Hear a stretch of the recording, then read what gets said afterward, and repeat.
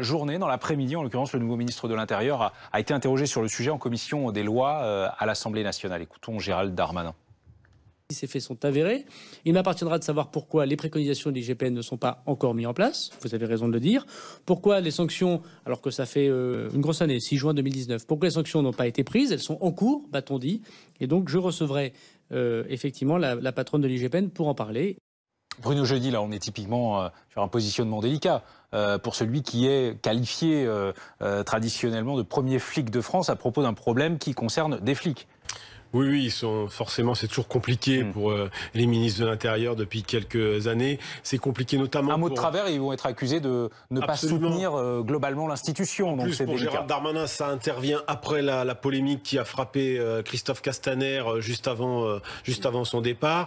Il s'est positionné, lui, sur une défense, j'allais dire, de la police de manière sans ambiguïté. Et là, il se retrouve avec cet avers à devoir faire un pas de côté, à revenir sur ce qui a complètement perturbé, abîmé et finalement achevé la fin du mandat de Christophe Castaner, qui a été accusé justement à la fois à la fin de lâcher les policiers après les avoir trop soutenus, l'opposition et notamment la France insoumise ayant beaucoup attaqué, beaucoup protesté contre l'attitude de Christophe Castaner, notamment pendant les Gilets jaunes. Donc pour Gérald Darmanin, forcément, cette affaire surgit au plus mauvais moment, au moment où il prend ses fonctions, où il veut s'assurer du soutien plein et entier des policiers, pas avoir d'histoire avec les syndicats de police qui sont tout puissants dans la police. Et là, évidemment, il est obligé de prendre une position sans ambiguïté par rapport à une affaire extrêmement accablante pour l'institution policière. Une nouvelle affaire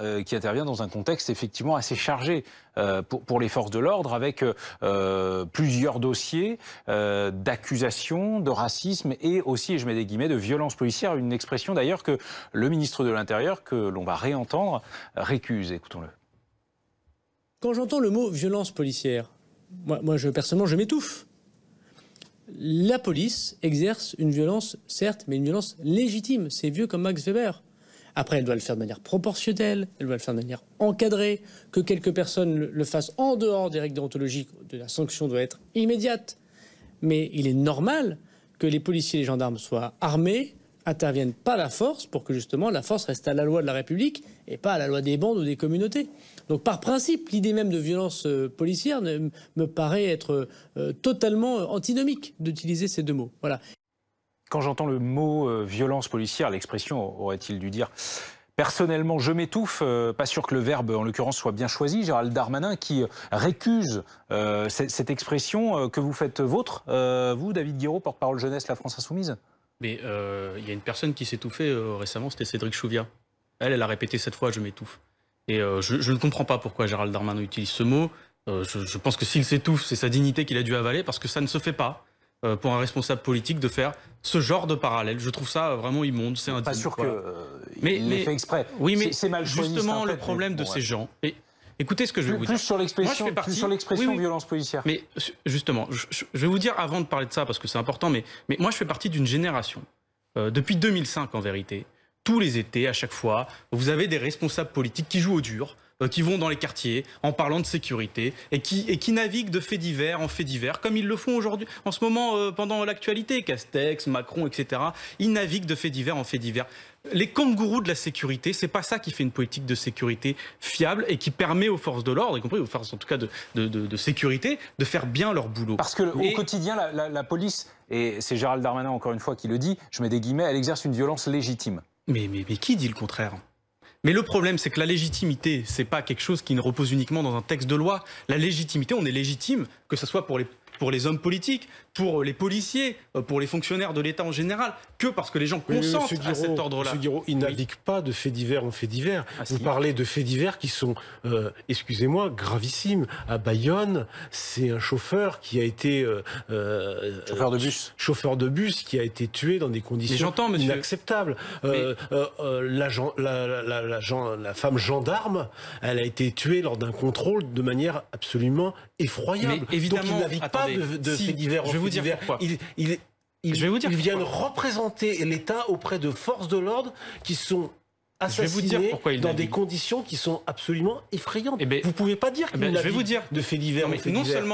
Non seulement, parce que non seulement ils naviguent, mais en plus ils instrumentalisent le sujet. J'ai pas peur de le dire, je vais pas me cacher derrière mon petit doigt. Je vous dis que depuis 2005, la situation s'empire. Voilà. Et que donc, le fait de naviguer comme ça, de venir à chaque fois jouer au dur, ça prouve une chose, c'est que ces gens sont faibles. Et que Gérald Darmanin est comme tous les ministres de l'Intérieur récents, détestés d'ailleurs, hein, je tiens à vous le dire, hein. Regardez bien l'histoire des dirigeants, ministres de l'Intérieur, qui sont tous détestés par la population. Manuel Valls, Sarkozy. Mais monsieur Guiraud, attendez, je vais finir. On n'est pas ministre de l'Intérieur pour se faire aimer, on est ministre de l'Intérieur pour faire respecter la loi. Ça pose un problème pour les gens. Non, ça pose un problème. Si, non, monsieur Guiraud, c'est pas un concours de beauté, c'est juste de faire respecter la loi. Vous ne voyez pas un problème quand 15 ans de dirigeants politiques sont détestés par la population. Si vous voulez, on va sortir les chiffres. J'aimerais finir.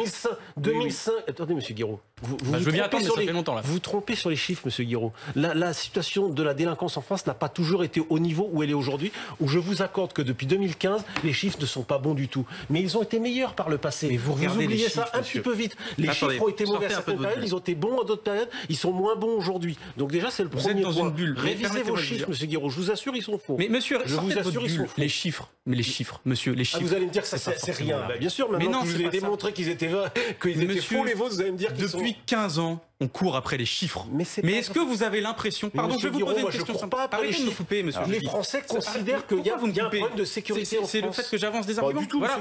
Donc laissez-moi David Guiraud, vous répondez, puis après on sera obligé de lancer le débat. 15 ans qu'on me parle des chiffres. 15 ans d'une politique du chiffre, où on fout les fonctionnaires de police aux bottes du moindre fumeur de joint pour dire « Regardez, on a arrêté un fumeur de joint. Regardez, on a arrêté un migrant. » Est-ce que ça marche? Non. Et je vous dis que par rapport à ce qui se passe pour Darmanin, ce monsieur qui nous parle de l'IGPN, mais avant l'IGPN, Ammar Ben Mohamed, il avait transmis la situation à ses supérieurs. Ils n'ont rien fait. Pourquoi Darmanin ne parle pas du fait que c'est un problème que des supérieurs tolèrent cela, qu'ils couvrent ces agissements parce qu'ils n'ont pas le courage de lutter contre ça. Attendez, je vais finir juste une seconde.